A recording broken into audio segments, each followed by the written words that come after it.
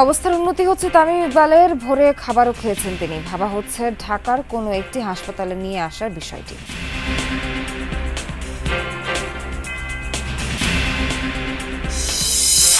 দু সালে কেরানীগঞ্জে গণধর্ষণের পর হত্যা মামলায় ৩ জনের মৃত্যুদণ্ড দিল নারী ও শিশু নির্যাতন দমন ট্রাইব্যুনাল। প্রধান আসামি সজীব পলাতক। কোনো ধরনের ভোগান্তি ছাড়াই কমলাপুর থেকে ছেড়ে যাচ্ছে ট্রেন। আগেভাগে বাড়ির পথ ধরাদের মাঝে ঈদের আমেজ। বলে বোঝানো যাবে না, এত ভালো লাগতেছে। বাসায় সবাই আছে, অনেক মিস করতেছি। যত তাড়াতাড়ি যাওয়া যায়। আইডি চেক করে কিউআর কোড স্ক্যান করে ঢোকানো হচ্ছে, তো এটা অনেক ভালো।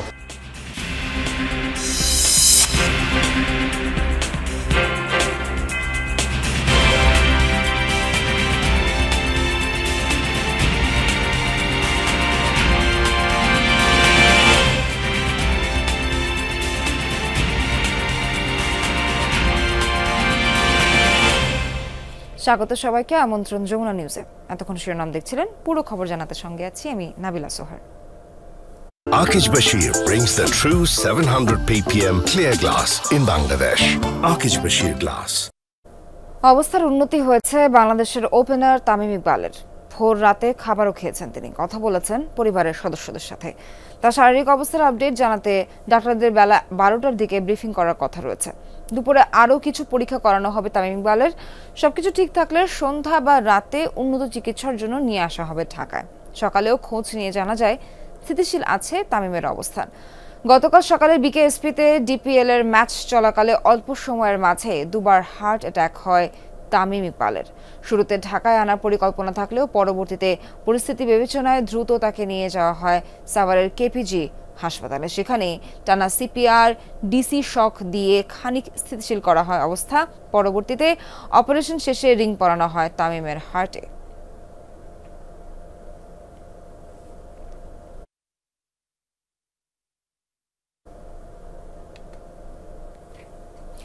তামিম ইকবালের শারীরিক অবস্থার খোঁজ খবর রাখছেন সহকর্মী আফনান পিয়াল। আরও জানাতে সরাসরি যুক্ত হচ্ছে পিয়ালের সাথে। পিয়াল, ডাক্তারদের পক্ষ থেকে একটা ব্রিফিং হওয়ার কথা ছিল, সেটি কখন নাগাদ হতে পারে? আর সবশেষ ওনার স্বাস্থ্য সম্পর্কে, শরীর স্বাস্থ্য সম্পর্কে আপনার কাছে কি তথ্য আছে? সোহার, ধন্যবাদ। ব্রিফিংটার নির্ধারিত সময় ছিল 11টা, তবে যে ডক্টর তামিম ইকবালের চিকিৎসাটা করেছেন ডক্টর মারুফ, তার সঙ্গে আমার কথা হয়েছে। তিনি যেটা বলেছেন যে সেটা বিলম্বিত হবে, অলমোস্ট 12টা নাগাদ ব্রিফিংটা হতে পারে। তারা তামিম ইকবালের শেষ অ্যাসেসমেন্টটা করে তারপর ব্রিফিংটা করবেন। পাশাপাশি যে ব্যাপারটা, তার সঙ্গে আমার কথা হয়েছিল, তিনি জানিয়েছেন যে তামিম ইকবাল বেশ সুস্থ আছেন। গতকাল তিনি সিসিইউতে ছিলেন, আজকেও তিনি সকাল পর্যন্ত সিসিইউতে ছিলেন, কিন্তু সিসিইউতে আসলে খুব বেশি পরিবারের সদস্যের সঙ্গে দেখা করার সুযোগ যেহেতু নাই, তাই তাকে কিছুক্ষণের জন্য একটা কেবিনে নেওয়া হয়েছিল। সেই কেবিনে তিনি তার পরিবারের সদস্য, স্ত্রী, ভাই, তাদের সঙ্গে তিনি কথা বলেছেন, কিছুক্ষণ সময় কাটিয়েছেন। পরবর্তীতে তাকে আবারও তিনি যে জায়গাটা আছেন সিসিইউতে সেখানে শিফট করা হয়েছে। ভোর রাতে তিনি খাবার খেয়েছেন, পরিবারের সদস্যদের সঙ্গে যে কথা বলছেন, হাসি খুশি আছেন, এবং যে ব্যাপারটা ডাক্তার বলেছেন যে তার যে বিপদটা ছিল সেটা অলমোস্ট কেটে গেছে এবং তাকে একটা পর্যবেক্ষণে রাখা হয়েছে। খুব সম্ভবত আগামীকাল কিংবা তার পরের দিন তাকে ঢাকায় নেওয়া হবে। সে ব্যাপারটার আনুষ্ঠানিকতা সারতেই ব্রিফিংটা করা হবে। সোহার। পিয়াল, ধন্যবাদ আপনাকে। পিয়াল, ঈদের মাত্র সপ্তাহখানেক বাকি। বাড়ি ফিরতে শুরু করেছেন ঘরমুখো মানুষ। সোমবার থেকেই আগাম টিকিটে শুরু হয়েছে ট্রেনের ঈদযাত্রা। সকাল 10টা পর্যন্ত কমলাপুর রেলওয়ে স্টেশন ছেড়ে গেছে 12টি আন্তনগর ট্রেন। কমলাপুর রেল স্টেশনের প্রবেশমুখে 3 ধাপের চেকিং এর মধ্য দিয়ে ভেতরে প্রবেশ করছেন যাত্রীরা। তাই টিকিট না থাকলে স্টেশনে প্রবেশ করতে পারছেন না কেউই। রেলওয়ে পুলিশ, আরএনবি সহ আইন শৃঙ্খলা রক্ষাকারী বাহিনী রয়েছে সতর্ক অবস্থানে। সকাল থেকে কোনো ভোগান্তি ছাড়াই ট্রেনে যাত্রা করছেন স্বজনদের সাথে ঈদ আনন্দ ভাগাভাগি করতে যাওয়া মানুষ। ঈদ উপলক্ষে 5 জোড়া বিশেষ ট্রেনের ব্যবস্থা করেছে রেলওয়ে। এছাড়া বিভিন্ন লোকাল, কমিউটার আর মেইল ট্রেনও চলাচল করবে।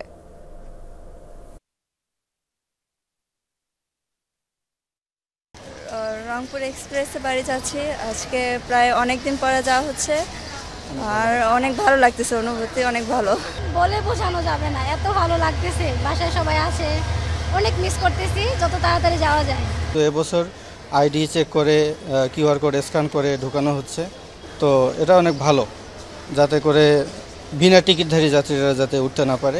যেটা আমরা ধরে না পারি এটা আমরা কন্ট্রোলে ফোন দেওয়ার পরে কন্ট্রোলের তথ্য নিয়ে তারপর আমরা পাবলিকের সেবা দিচ্ছি। কমলাপুর রেল স্টেশন আছেন এই মুহূর্তে আমাদের সহকর্মী তাজনুর ইসলাম। একটু তাজনুরের কাছে যেতে চাই। তাজনুর, সকাল থেকেই তো আপনি আমাদেরকে আপডেটস জানাচ্ছেন, এই পর্যন্ত কোনো ট্রেনের শিডিউল বিপর্যয় হওয়ার কি কোনো সম্ভাবনা দেখেছেন বা হয়েছে কিনা? আর যারা বাড়ির পথে ধরেছেন, বাড়ির দিকে যাচ্ছেন, সার্বিক ব্যবস্থাপনায় তারা কতটুকু সন্তুষ্ট, কেমন খুশি তারা, সবকিছু একটু ছোট্ট করে জানাবেন।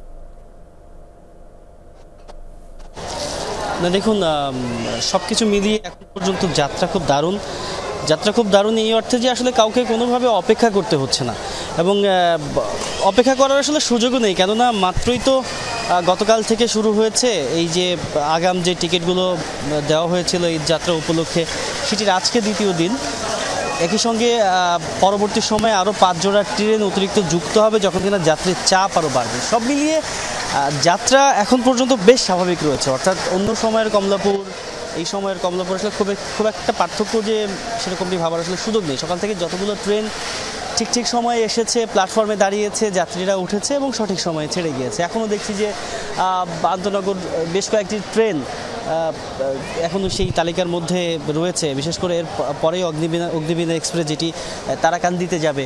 আরেকটি দেখতে পাচ্ছি যে নকশিকাতা এক্সপ্রেস যেটি কিনা খুলনার উদ্দেশ্যে রওনা করবে, সেটি ছাড়ার সময় আর খানিকটা পরে, অর্থাৎ 11টা 20 মিনিটে সেটি ছেড়ে দেওয়ার কথা।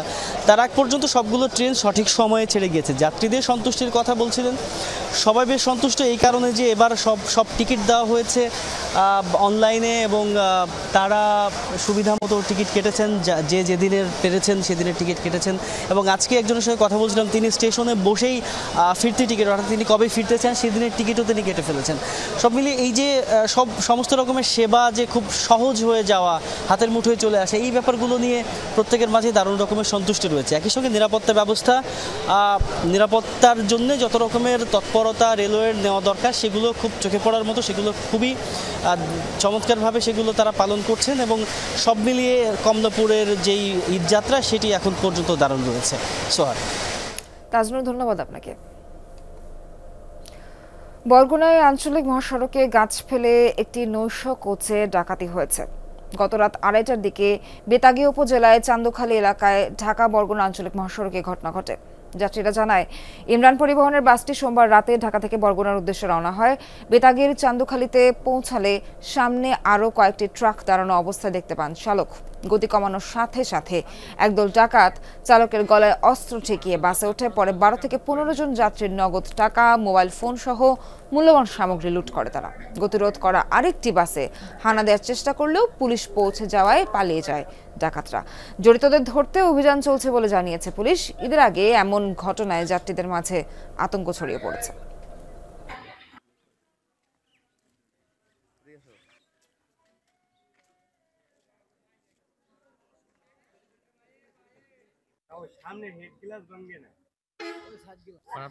আমার সামনে লাবিবে গাড়ি, পিছে আমি, বাম সাইডের একটা পিকআপ, একটা মোটরসাইকেল, 2টা কাভার ভ্যান, এরপর সামনে গাছ ফালানো। এর মধ্যে এই পাশ দিয়ে আর মানে রাস্তার সাইড থেকে ঢাল থেকে আসে ওই যে গ্লাসটা ভাঙা, আর ওই গ্লাসটা পড়িয়ে গেছে, বগি দিয়ে কোপ দিয়েছে। ওরা গাড়ির গ্লাস ফ্লাস ভেঙে দিয়েছে, দরজার গ্লাস আর ডান সাইডের গ্লাস ভেঙে দিয়েছে। আপনার দরজা আটকানো হয়েছিল?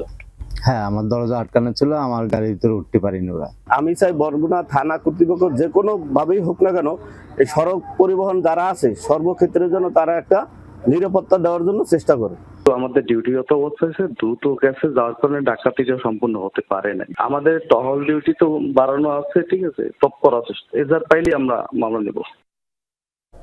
2022 সালে কেরানীগঞ্জে গণধর্ষণের ঘটনায় প্রধান আসামি সজীব সহ 3 জনের মৃত্যুদণ্ড দিয়েছেন আদালত।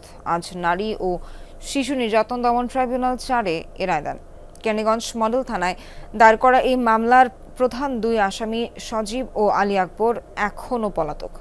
মামলার বিবরণীতে বলা হয়, 2022 সালে কেরানীগঞ্জ মডেল থানার পশ্চিম বামনসুরে একটি পুকুরের পানিতে মারিয়া নামের একজনের লাশ পানিতে ভেসে থাকতে দেখা যায়। এই ঘটনায় প্রথমে আসামি ভ্যালকা শাওনকে গ্রেফতার করে পুলিশ। জবানবন্দিতে শাওন জানায়, মোহাম্মদ রাকিব, মোহাম্মদ রিয়াজ, মোহাম্মদ সজীব, মোহাম্মদ আলী আকবর মিলে ভিকটিম কিশোরী মারিয়াকে গণধর্ষণ ও শ্বাসরোধ করে হত্যা করে। পরে পুলিশ 5 জনের বিরুদ্ধে চার্জশিট দাখিল করেন। আজ এই রায়ে আদালত সজীব, রাকিব ও শাওনকে মৃত্যুদণ্ড ঘোষণা করেন। এছাড়া আলী আকবর ও মোহাম্মদ রিয়াজকে 7 বছরের সশ্রম কারাদণ্ডে দণ্ডিত করা হয়। কাল 26শে মার্চ মহান স্বাধীনতা দিবস। মুক্তিযুদ্ধের বীর শহীদদের শ্রদ্ধা জানাবে জাতি। সাভারের জাতীয় স্মৃতিসৌধে আছেন সহকর্মী মাহফুজুর রহমান নিপু। যাচ্ছি নিপুর কাছে বিস্তারিত জানতে। নিপু, কাল তো রাষ্ট্রীয় গুরুত্বপূর্ণ ব্যক্তিরা সহ সাধারণ মানুষ শ্রদ্ধা নিবেদনে স্মৃতিসৌধে যাবেন। সেটির প্রস্তুতি ও সার্বিক ব্যবস্থাপনা সেখানে কেমন দেখছেন আমাদেরকে একটু জানাবেন।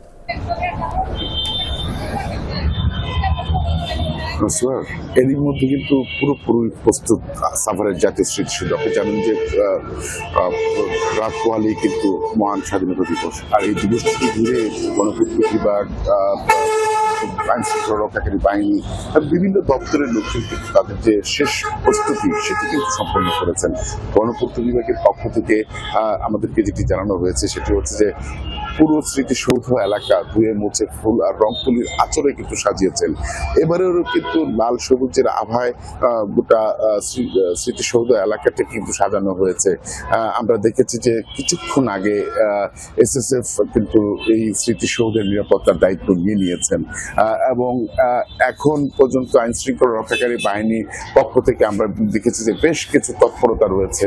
তারা চলার পথ, মহাসড়ক, স্মৃতিসৌধ আশপাশের এলাকায় তল্লাশি চালাচ্ছেন এবং নিরাপত্তা চৌকি বসিয়েছেন। বিভিন্ন জায়গায় সিসিটিভি ক্যামেরা স্থাপন করেছেন। তো সবকিছু যদি বলতে চাই যে আইন শৃঙ্খলা একেবারে 4 স্তরের নিরাপত্তা চাদরে ঢাকা রয়েছে সাভারের জাতীয় স্মৃতিসৌধ এলাকা। গণপূর্ত বিভাগের পক্ষ থেকে যেটি জানানো হয়েছে যে আগামীকাল যারা ভিভিআইপি যারা শ্রদ্ধা নিবেদন করবেন, যে সকল পুষ্পস্তবক অর্পণের জন্য যে সকল প্রস্তুতি নেওয়ার সে সকল প্রস্তুতি কিন্তু ইতিমধ্যে সম্পন্ন করেছেন। আমরা দেখেছি কিছুক্ষণ আগে কিন্তু ঢাকা জেলা পুলিশ সুপার তিনি এখানে এসছেন এবং যে সকল পুলিশ সদস্যরা এই অঞ্চলটিতে দায়িত্ব পালন করবেন সেই অঞ্চলটি পুলিশদের নিয়ে কিন্তু তারা ব্রিফ করছেন। তো এখন বলা চলে যে আসলে পুরোপুরি প্রস্তুত রয়েছেন শ্রদ্ধা জানানোর জন্য সাভারের এই জাতীয় স্মৃতিসৌধ। নিপু, ধন্যবাদ। ওসমানী স্মৃতি মিলনায়তনে স্বাধীনতা পুরস্কার প্রদান অনুষ্ঠানে কথা বলছেন প্রধান উপদেষ্টা ডক্টর মোহাম্মদ ইউনূস। সরাসরি যাচ্ছি তার বক্তব্যে। শুধু জীবিত অবস্থায় যারা আছেন তাদেরকে আমরা পুরস্কার দিই, তাদের প্রতি সম্মানটা আমরা দিই।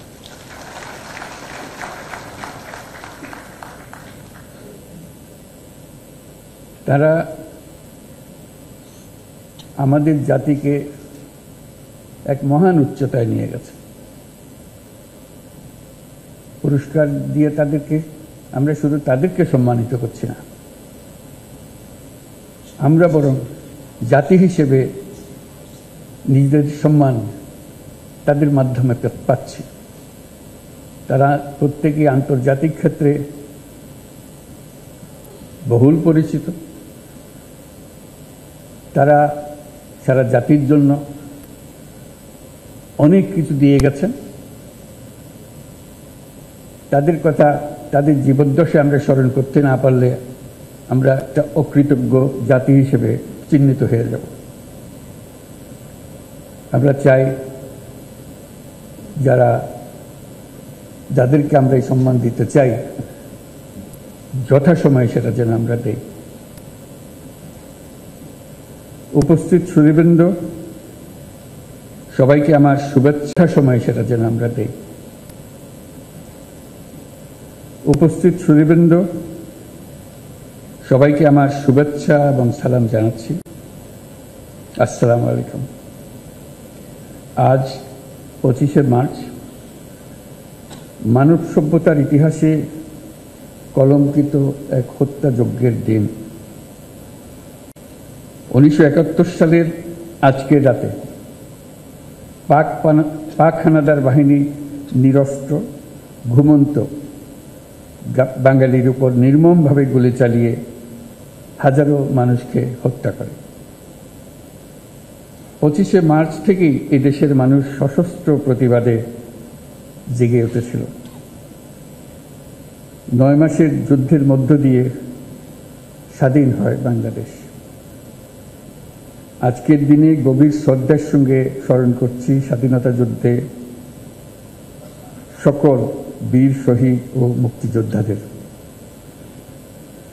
1971 সালে স্বাধীনতা যুদ্ধের উদ্দেশ্য ছিল একটি ন্যায়ভিত্তিক সমাজ প্রতিষ্ঠা করা, যেখানে আইনের শাসন থাকবে, মানুষের মৌলিক মানবাধিকার নিশ্চিত হবে এবং একটা বৈষম্যহীন সমাজ প্রতিষ্ঠিত হবে। কিন্তু স্বাধীন বাংলাদেশে এখনো ন্যায়ভিত্তিক সমাজ প্রতিষ্ঠা করা যায়নি। দীর্ঘদিন ধরে এই দেশের মানুষকে তাদের ভোটাধিকার থেকে বঞ্চিত করা হয়েছে। দুর্নীতি, লুটপাট ও ঘুমখুনের রাজত্ব চালিয়ে দেশে একটি ফ্যাসিবাদী সরকার ব্যবস্থা কায়েম করা হয়েছে। আজকের দিনে আমি শ্রদ্ধার সঙ্গে স্মরণ করছি জুলাই গণ অভ্যুত্থানের শহীদ ও আহতদের। তাদের আত্মত্যাগের কারণে আমরা একটা নতুন বাংলাদেশ গড়ার স্বপ্ন দেখার সুযোগ পেয়েছি। এই সুযোগ আমরা কোনো ক্রমেই বৃথা হতে দেব না।